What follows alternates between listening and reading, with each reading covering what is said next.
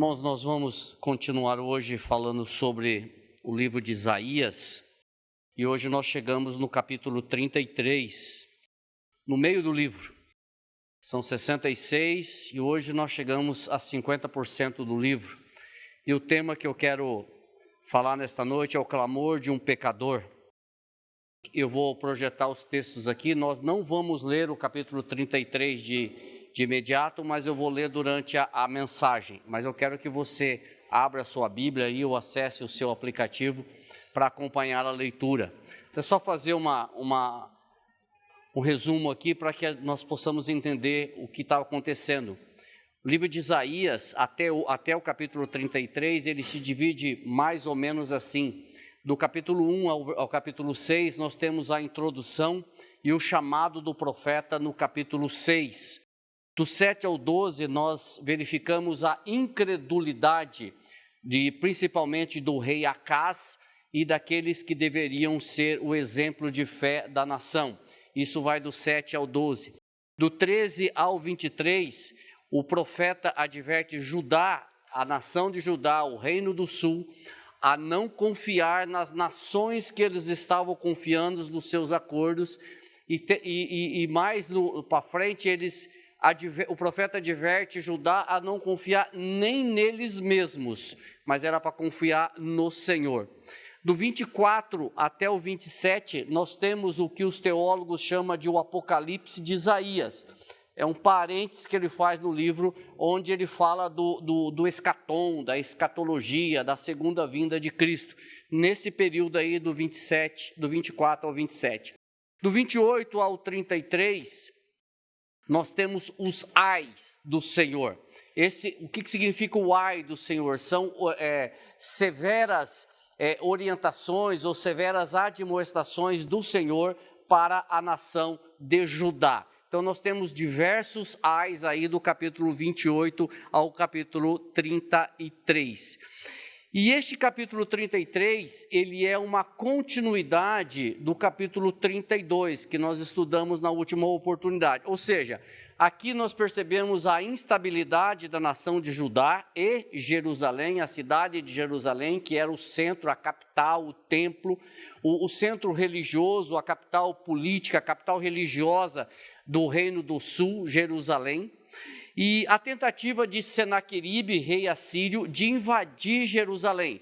Nós precisamos lembrar que ele já tinha invadido praticamente todas as cidades, a Bíblia chama de cidades muradas do Reino do Sul, e faltava Jerusalém. O Augusto trouxe aqui alguns relatos do rei Senaqueribe, e eu vou falar um pouco mais a respeito desse rei no decorrer desta mensagem. Se você está com a sua Bíblia aberta aí, você percebe uma particularidade nesse capítulo 33. Como eu disse, todos os outros ais, do capítulo 28 ao capítulo 32, esses ais foram direcionados para Judá, para o Reino do Sul. Ai de vocês que confiam nas nações, ai de vocês que descem ao Egito, ai de vocês que fazem isso, ai de vocês que fazem aquilo. Mas no capítulo 33 nós temos um ai diferente, nós temos um ai que se direciona a um destruidor, nós temos um ai que se direciona ao despojador, e nós vamos ver de quem se trata esse despojador e esse destruidor. A minha versão aqui, a Genebra, ela não fala quem é esse destruidor, mas é interessante que se você pegar a nova versão transformadora, ele já fala quem é esse destruidor, quem é esse despojador. E ela já cita que é Senaqueribe, o rei assírio. Claro que a gente vai estudando o texto e a gente chega nessa clareza de que está tratando justamente do rei assírio, Senaqueribe. Mas a Bíblia NVT, ela já no primeiro versículo, ela nomina, ela diz que está falando justamente de Senaqueribe. Ele fala do rei Senaqueribe, da vida dele e do fim da vida dele, como o Augusto leu aqui, o que acontece com ele no final do reinado dele.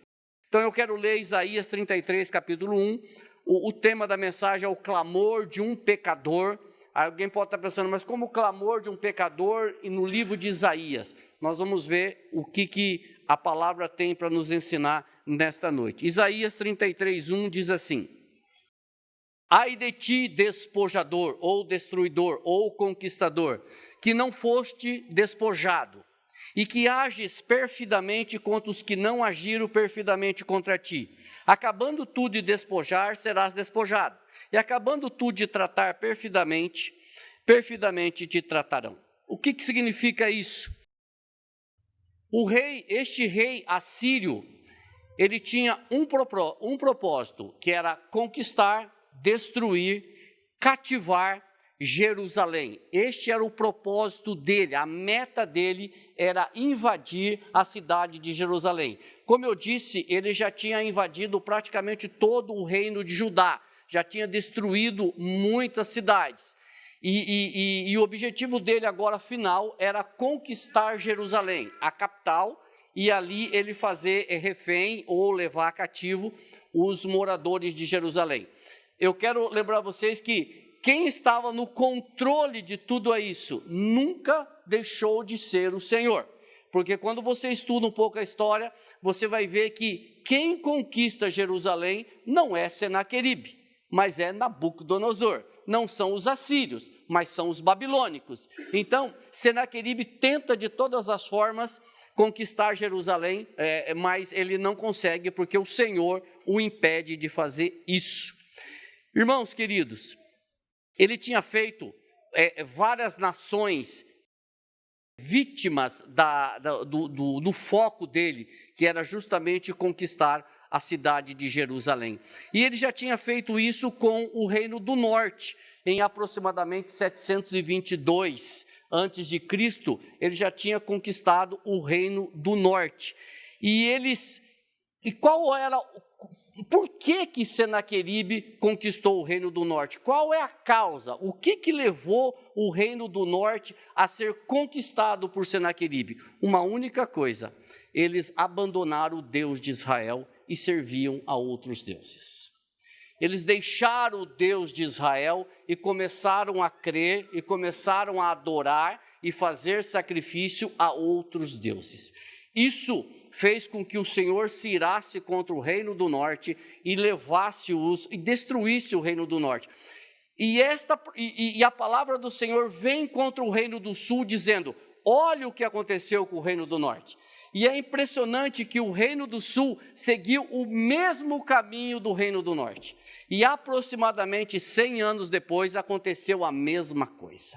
Ou seja, o reino do sul continuou adorando deuses estranhos, abandonando o Senhor Deus de Israel e se embrenhando em adorações a outros deuses. Isso não trouxe outra atitude, não trouxe outra solução, outro resultado que não fosse o mesmo resultado que aconteceu com o reino do norte. A gente olha para Israel, para o reino do sul, para o povo de Deus, a gente até imagina que eles jamais adorariam outros deuses. Mas quando você vê a história, quando você lê ali Reis, Crônicas, Isaías, Jeremias, Ezequiel, você percebe o seguinte, que a maioria do povo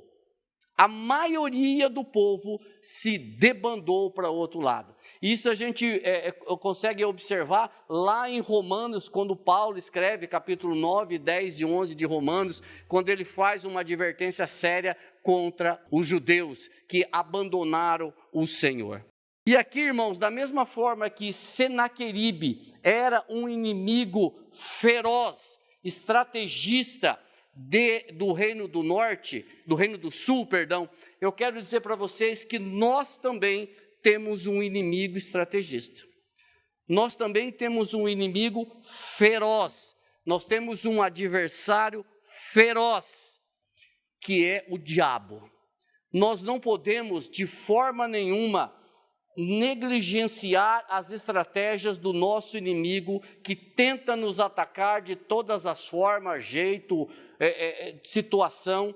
Ele procura de todas as maneiras atingir o nosso coração, às vezes desanimando, às vezes trazendo situações, querendo fazer com que desanimemos diante do Senhor. E Pedro fala a respeito deste inimigo.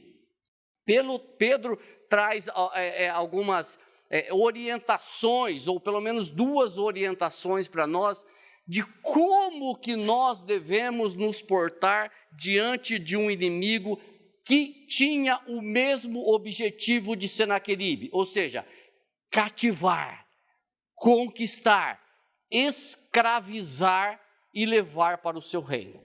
O mesmo objetivo de Senaqueribe é o objetivo do nosso adversário.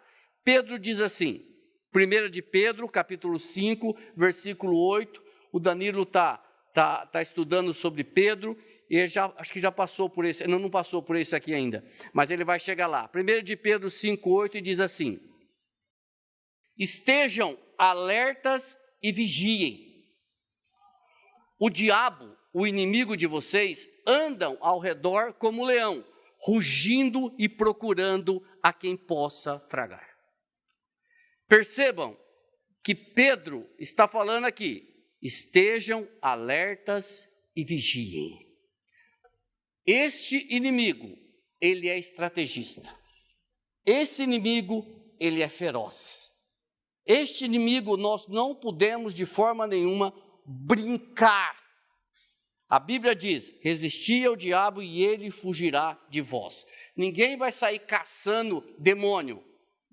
Nós vamos resistir ao diabo. Só que Pedro coloca aqui duas situações para nós. Estejam alertas e vigiem. Estejam alertas e vigiem, porque esse inimigo, ele está procurando brechas, ele está procurando situações, ele procura formas de agir na vida de vocês. E ele é um oponente em processo de conquista. Ele é um oponente que está tentando conquistar pessoas para levar para o seu reino. E nós não podemos de forma nenhuma ignorar essas ações ou essas investidas do inimigo. Pedro fala de duas ações importantíssimas na vida cristã. Alertas e vigiem. Alertas e vigiem. Irmãos, isso daqui, não é que eu vou dizer que é o básico, não. Nós não podemos abrir a guarda. Talvez essa seja a forma mais clara de falar. Nós não podemos negligenciar, nós temos que estar alertas e vigiando. E como que nós fazemos isso? Nós temos falado isso domingo após domingo. Você precisa ter uma vida íntima com o Senhor. Você precisa ter um relacionamento com o Senhor. Você precisa fazer uso dos meios de graça. Você precisa estar diante do Senhor em oração, em meditação, em leitura da palavra. Você precisa, como cristão, ter um conhecimento do seu Senhor, do seu Deus e do seu Salvador, Jesus Cristo. Como que você vai ficar alerta e vigiar? Mediante isso. Eu espero que ninguém esteja falando aqui que eu vou pegar um pedaço de pau e vou ficar alerta. Não, não é esse tipo de alerta, mas é uma guerra espiritual. Quando você olha para Efésios, capítulo 6, a nossa luta não é contra carne nem sangue, mas é contra principados e potestades nas regiões celestiais. Aí que é a nossa luta, é aí que nós entramos. Então, a primeira aplicação que eu faço para vocês hoje, fiquem alertas e vigiem, porque o inimigo, ele não está brincando. Ele procura brechas na tua vida, da mesma forma que Senaqueribe procurava brechas para invadir Jerusalém. Senaqueribe também procurava conquistar a cidade porque era o objetivo dele. O Augusto leu aqui, e eu só vou repetir, ele não cria no Deus de Judá. Ele chega em certo momento, e está escrito lá em Reis, onde ele menospreza o rei, o Deus de Judá. Ele achava que o Deus de Judá era um Deus como os deuses das outras nações que ele havia destruído, queimado. Então ele afronta o Deus de Judá. E aí a gente vai ver um pouco mais para frente qual foi o resultado deste afronto ou dessa ação de Senaqueribe. Muito bem, do versículo 2 ao versículo 6, nós temos uma oração da nação, esta oração parece que a nação entendeu que não devia mais confiar em criaturas, que não devia mais confiar no acordo com o Egito. Parece que a nação entendeu que o Egito não era a segurança que eles precisavam, mas a segurança que eles precisavam era o Senhor. Então, do versículo 2 ao versículo 6, há uma oração maravilhosa da nação de Judá, e eu vou projetar ela aqui, que é a seguinte: Senhor, tem misericórdia de nós, por ti temos esperado. Sê tu o nosso braço cada manhã, como também a nossa salvação em tempos de tribulação. Ao ruído do tumulto fugirão os povos, à tua exaltação as nações serão dispersas. Então ajuntar-se-á o vosso despojo como se apanha o pulgão, como os gafanhotos saltam, ali saltará. O Senhor é exaltado, pois habita nas alturas, encheu a Sião de retidão e de justiça. E haverá estabilidade nos teus tempos, abundância de salvação, sabedoria e ciência e o temor do Senhor. Esta oração, irmãos, leva-nos a entender que o povo, que a nação de Judá, os líderes de Judá, estavam voltando-se para o Senhor. Esta oração, Senhor, tem misericórdia de nós. Esta oração me leva para aquela parábola de Lucas capítulo 18, onde a Bíblia diz que existiam dois homens, um fariseu e um publicano. O fariseu, a Bíblia diz que ele orava de si para si, mas o publicano, contrito, reconhecendo o seu pecado, ele orava de que forma? Senhor, tem misericórdia de mim, pecador. E a Bíblia diz que este desceu justificado. Esta oração do publicano é a minha oração e deve ser a tua oração. Senhor, tem misericórdia de mim. Irmãos, olha a oração da nação de Judá. Senhor, tem misericórdia de nós. Veja como começa isso. Senhor, é se jogar diante do Senhor, é reconhecer a soberania, reconhecer que Ele está no controle, é reconhecer que eu e você, ou no caso aqui a nação de Judá, não tinha poder nenhum para vencer aquelas adversidades, aqueles problemas, aquela investida de um exército infinitamente superior ao de Judá. Então a nação se joga diante do Senhor e diz: Senhor, tem misericórdia de mim. E esta oração é nossa diante de qualquer situação que enfrentamos. Senhor, tem misericórdia de mim, porque eu preciso de ti. É uma clara visão de uma dependência de quem efetivamente pode agir. E aqui a frase, por ti temos esperado. Esta frase, irmãos, por ti temos esperado, é a marca de um remanescente fiel. Esta oração, por ti temos esperado, só pode ser feita por aqueles que verdadeiramente conhecem o Senhor e têm intimidade com Ele. O ímpio, o mundo, aquele que não conhece o Senhor, não vai fazer esse tipo de oração. Essa oração, por ti temos esperado, é uma oração que é feita por um remanescente fiel. E aqui eu quero crer que todos nós fazemos parte desse remanescente fiel. Todos nós fazemos parte deste povo que um dia se rendeu diante do Senhor, creu em Cristo Jesus e hoje caminha para a vida eterna. Esta percepção de que nós estamos esperando no Senhor precisa ser uma percepção minha e uma percepção sua. Aqueles irmãos, ou nós, que pela fé esperamos humildemente no Senhor, receberemos a graça que Ele nos reserva. Aqueles que aguardam no Senhor, que esperam humildemente no Senhor, receberão a graça que Ele nos reserva. E este versículo, ele é um contraste do versículo 15 do capítulo 30, que diz assim: porque assim diz o Senhor Deus, o Santo de Israel, em vos convertestes e vos sossegardes está a vossa salvação. Na tranquilidade, na confiança, a vossa força, mas não quiseste.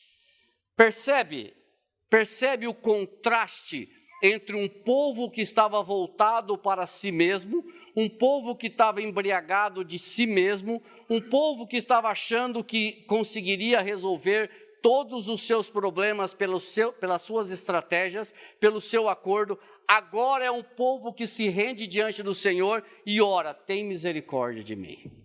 É um contraste entre aqueles que não queriam o Senhor, muito pelo contrário, afrontavam o Senhor, de um povo que se rende ao Senhor, que se volta para Ele, de uma nação que se volta para o Senhor, reconhecendo que Deus é que podia livrá-los da mão do rei Senaqueribe, e que esse livramento jamais poderia vir através da ação do Egito. Olha só, vou voltar aqui no versículo 3 e versículo 4, que diz assim: ao ruído do tumulto fugirão os povos, à tua exaltação as nações serão dispersas. Então ajuntar-se-á o vosso despojo, como se apanha o pulgão, como os gafanhotos saltam, ali saltarão. O que significa isso?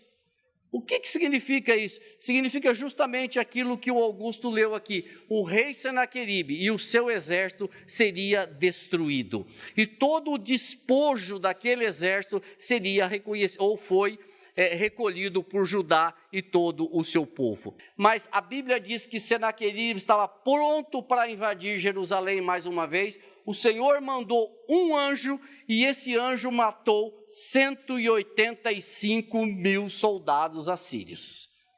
Um anjo matou 185 mil soldados assírios, e com isso Senaqueribe volta para Nínive, volta para a sua cidade, e ali ele entra na casa do seu Deus pagão, e 2 dos seus filhos o matam e usurpam o seu trono. Ou seja, a profecia de Isaías é cumprido em que sentido? Aquele que agia perfidamente agiram contra ele.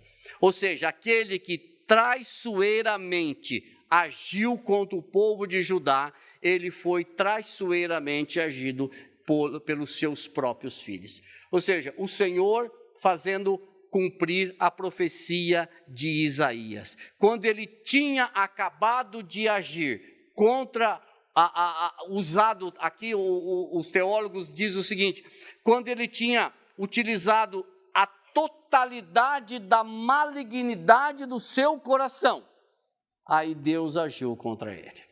Deus agiu contra ele, e da mesma forma que ele agiu contra o povo, o Senhor agiu contra ele. E dando sequência a esse texto, esse capítulo fantástico de Isaías, do versículo 7 ao versículo 9, nós temos um lamento, um quadro desolador da situação daqueles dias, que diz assim: eis que os seus embaixadores estão clamando de fora, e os mensageiros de paz estão chorando amargamente. As estradas estão desoladas, cessam os que passam pelas veredas. Ele rompeu a aliança, desprezou as cidades e a homem nenhum estima. A terra geme e pranteia, o Líbano se envergonha e se murcha, Saron se tornou como um deserto, Baçã e Carmelo foram sacudidos. O que significa isso? Estes versículos mostram o desespero da nação. E por quê, irmãos? Porque aqueles que deveriam trazer segurança, aqui é outra versão. Quando você olha numa versão a NVT, aqui quando diz assim: eis que os seus embaixadores estão clamando, uma outra versão diz assim: eis que os seus heróis, eis que os seus guerreiros valentes choram. Ou seja, aqueles que deveriam ser o alicerce da segurança, aqueles que deveriam ser o alicerce do confronto, aqueles que poderiam trazer a paz, estavam chorando. Aqueles que deveriam fazer o enfrentamento ao exército inimigo estavam chorando, estavam desesperados. Não havia mais o que fazer. O exército assírio estava nos muros de Jerusalém. O que fazer? Entregar as armas que restavam e saber que Senaqueribe invadiria, faria barbaridades com a cidade, com o templo, com as famílias, com as esposas, levaria o povo cativo. Vocês conseguem imaginar uma situação como essa? Vocês conseguem imaginar quando você olha para aqueles que poderiam ser um ponto de resistência, eles estavam chorando, estavam desesperados. E mais que isso, o texto diz, os mensageiros de paz estão chorando amargamente. O que significa isso? Quem eram os mensageiros de paz? A Bíblia diz que, em Reis, que Ezequias, que era o rei que estava nesse contexto, ele teve uma última oportunidade para ter paz com Senaqueribe. E ele mandou 3 homens para negociar com Senaqueribe. Ilquias, Sebna e Joá. Esses 3 mensageiros, esses 3 parlamentares de Ezequias, esses 3 homens assessores do rei Ezequias, foram negociar com Senaqueribe. Foram lá e levaram presentes para o rei Senaqueribe. O rei Senaqueribe recebeu os presentes, só que não cumpriu o acordo. Por isso que ele é tratado na Bíblia como agiu perfidamente, traiçoeiramente, que significa o seguinte, não cumpre o que promete. Vocês lembram que eu fiz uma associação de Senaqueribe com o nosso inimigo? Com o nosso inimigo, o diabo? Então veja bem, esse rei assírio, ele agia de forma cruel, ele não poupava ninguém, ele não fazia conta de reis, ele não fazia conta de mulheres, ele não fazia conta de crianças, ele era um rei cruel. O exército dele era um exército cruel.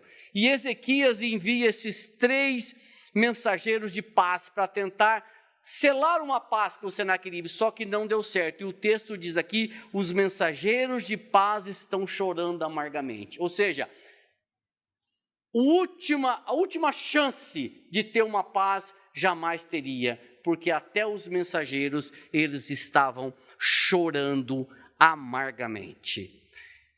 E a Bíblia nos diz na segunda carta de Paulo a Timóteo, capítulo 3, versículo 12 e versículo 13, ele diz que essa postura de traiçoeiro, de agir perfidamente, é uma postura de ímpio. Olha o que diz lá. Ora, todos quantos querem viver piedosamente em Cristo Jesus serão perseguidos. Mas os homens perversos e impostores irão de mal a pior, enganando e sendo enganados. Esta é a postura do mundo, esta é a postura do ímpio, esta é a cartilha do mundo, que dizem o mundo é dos espertos.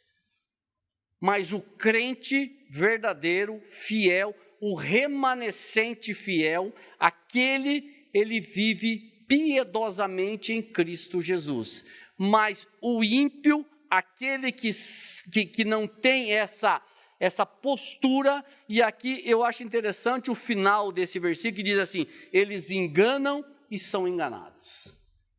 Eles acham que ganham, mas eles perdem também. Então essa é a postura. Esse versículo mostra claramente qual era a postura daquele rei. Ele agia perfidamente. Enquanto o povo de Judá, da nação de Judá, queria a paz, ele queria a guerra e queria destruir.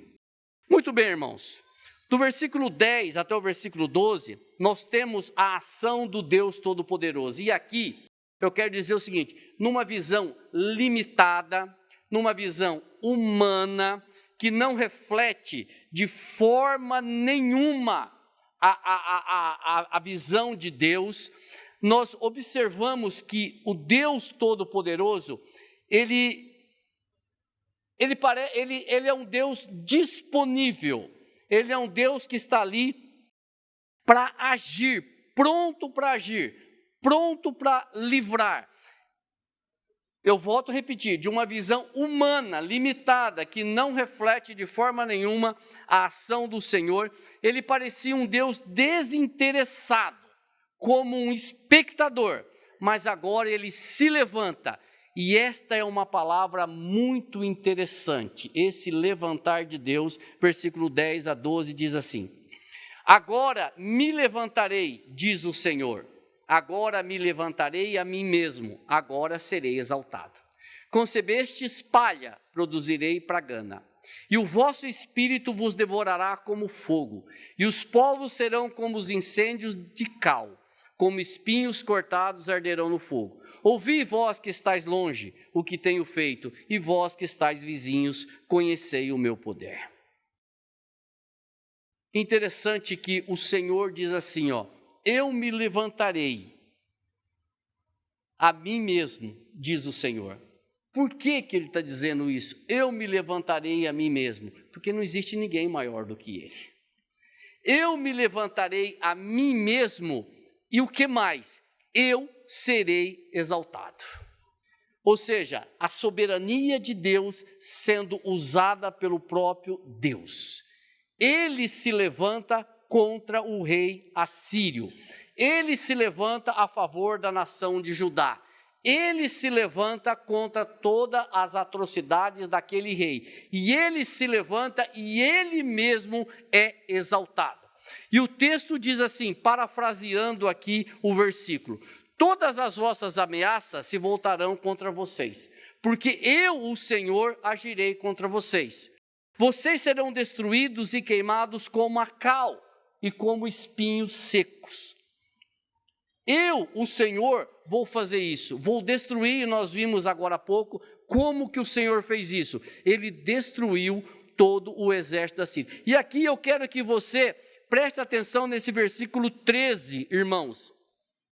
Ouvi vós que estáis longe, o que tenho feito, e vós que estáis vizinhos, conhecei o meu poder.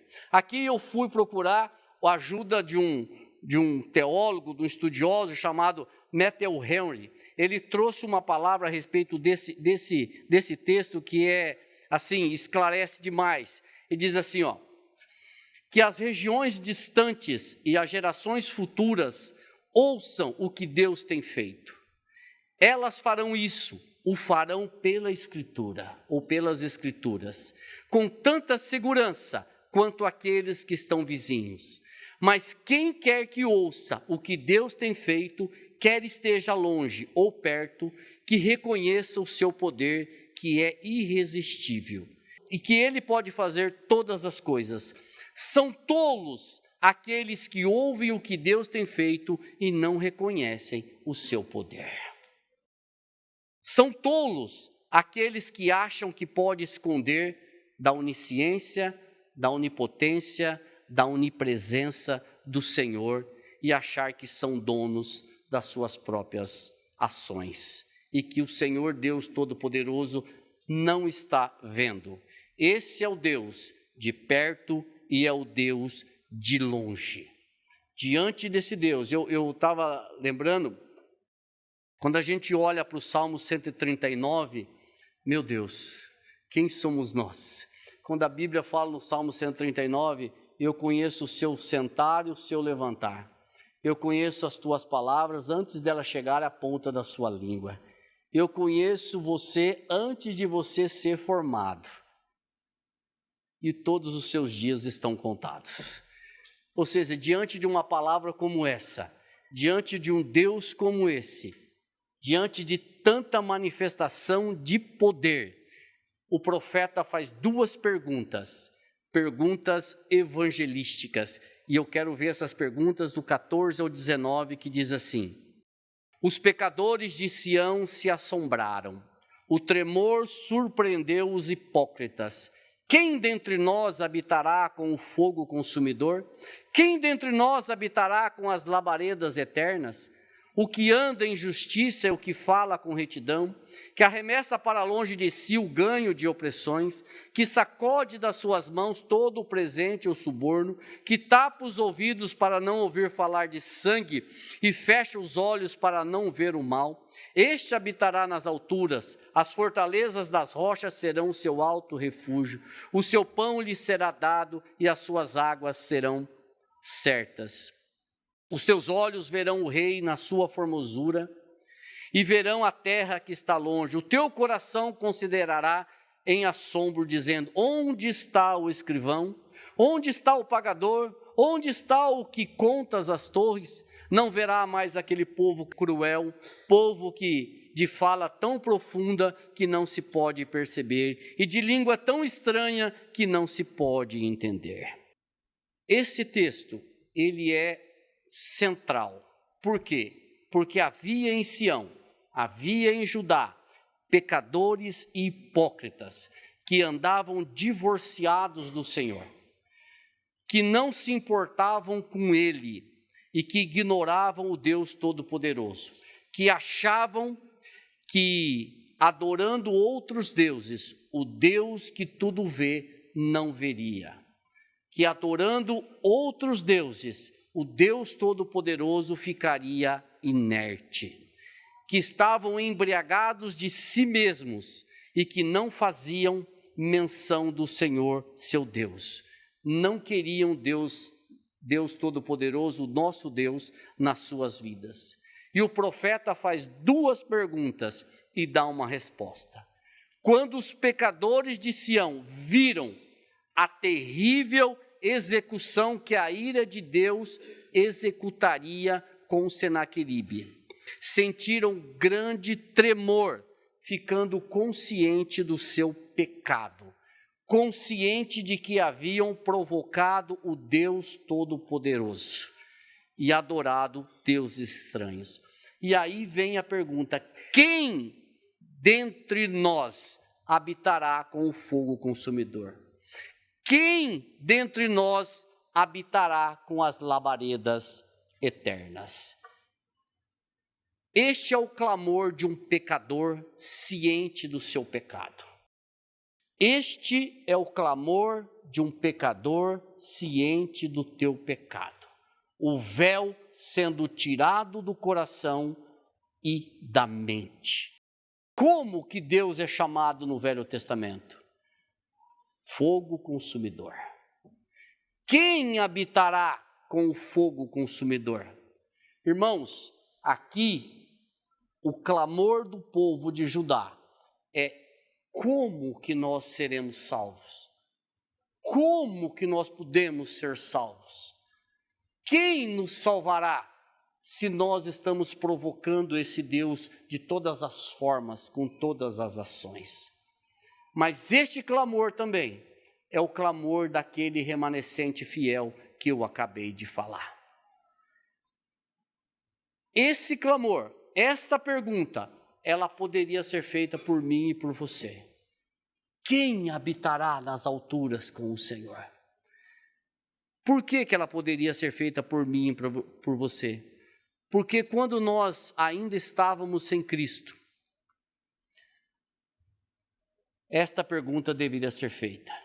Mas a resposta é: graças a Deus por Jesus Cristo, meu Senhor, e pelo seu Espírito Santo que me converteu a Ele, tirou a venda dos meus olhos e do meu coração, e me reconciliou com o Pai, perdoou os meus pecados, me matou naquela cruz e me ressuscitou com Ele para uma nova vida. Agora já não sou eu mais quem vive, mas Cristo vive em mim. Quem habitará nas alturas? Não é a tua força, não é o teu braço, não é a tua obra, não é o que você fez, não é o que você faz, mas é pela graça e pela misericórdia do Senhor. E aí, irmãos, eu preciso voltar no versículo 15, que diz assim: o que anda em justiça e fala de retidão, que arremessa para longe de si o ganho de opressões. Eu preciso voltar nesse versículo: que sacode das suas mãos todo o presente, o suborno, que tapa os ouvidos para não ouvir falar de sangue e fecha os olhos para não ver mal. Se você ler esse texto rapidamente, você vai achar que isso aqui, a salvação é por obras. Você vai achar que se você fizer tudo o que está escrito aqui no versículo 15, eu estou bem. Então, isso daqui, então é o que anda em justiça e fala em retidão. Então, tudo que está no versículo 15, se você analisar, é algo que você consegue fazer. Então, se eu fizer o que está no versículo 15, então eu estou salvo. Não. O versículo 15, ele é consequência de um remanescente fiel que anda com o Senhor. Ele pode servir para moralidade, mas ele não serve para salvação. Isso daqui não contribui com a salvação. Isso daqui é consequência daquele remanescente fiel lá do versículo 1 que diz: Senhor, tem misericórdia de nós. Senhor, tem misericórdia de mim. Isso aqui, se não for pela ação do Espírito Santo, não é feita esse tipo de oração. E isso daqui, ele pode ser um esforço, mas ele não serve para a vida eterna. E do versículo 17 ao versículo 19, é a demonstração da libertação. Eu precisava fazer esse adendo aqui, irmão, para não ficar mal interpretado e alguém dizer: tá vendo, olha aqui, se eu fizer isso, aquilo, aquele outro, eu estou salvo. Não é por esse lado. E no versículo 17 ao 19, nós temos a demonstração da libertação de Judá. Aquele povo, aquele exército, aquele rei cruel já não existe mais. Olha aí o que diz: os teus olhos verão o rei na sua formosura e verão a terra que está longe. O teu coração considerará em assombro, dizendo: onde está o escrivão?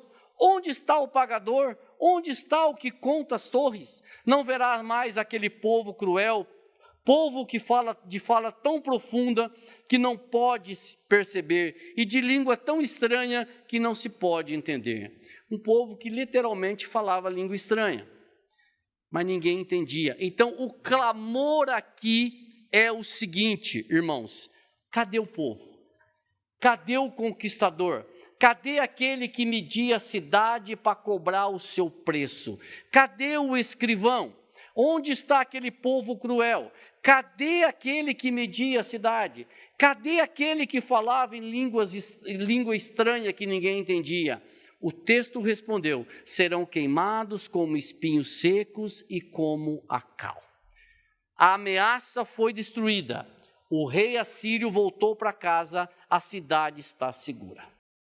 Assim, o profeta traz essa mensagem até o versículo 19, e no versículo 33, no versículo 20 ao 24 do capítulo 33, ele chama o povo novamente ao arrependimento, para olhar para uma Jerusalém além da Jerusalém que eles estavam vendo. Olhar para uma cidade santa e saber que tem uma cidade preparada para o remanescente, uma cidade preparada para os eleitos, uma cidade preparada para aquele exército inumerável de pessoas, de homens e mulheres que creram e crerão em Cristo Jesus desde o início até o fim. Esta é a cidade, este é Sião. E ele fala isso do 20 ao 24, quando ele diz assim: olha para Sião, a cidade das nossas solenidades. Os teus olhos verão a Jerusalém, habitação quieta, tenda que não será derribada, cujas estacas nunca serão arrancadas, e das suas cordas nenhuma se quebrará. Mas o Senhor ali nos será grandioso, lugar de rios e correntes largas. Barco nenhum de remo passará por eles, nem navio grande navegará por ele, porque o Senhor é o nosso juiz, o Senhor é o nosso legislador, o Senhor é o nosso rei, ele nos salvará. As tuas cordas estão frouxas, não puderam ter firme o seu mastro, a vela não estenderam. Então, a presa de abundantes despojos se repartirá, e até os coxos roubarão a presa. E morador nenhum dirá, enfermo estou, porque o povo que habitar nela será absolvido da sua iniquidade. O que o profeta está falando aqui? Qual é a visão que o profeta está falando aqui? Ele está falando de uma Jerusalém, além da Jerusalém física que eles estavam vendo, estavam prestes a serem destruídas.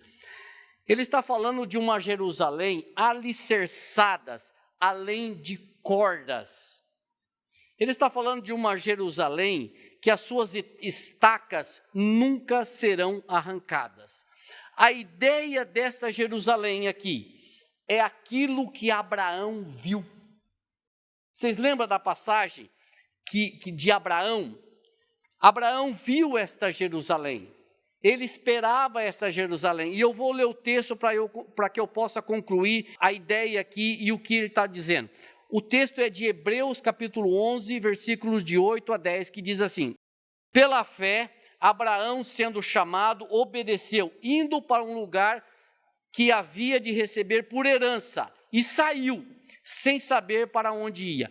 Pela fé, habitou na terra da promessa, como em terra alheia, morando em tendas com Isaque e Jacó, herdeiros com ele da mesma promessa, porque esperava a cidade que tem fundamentos, da qual o arquiteto e construtor é Deus. É esta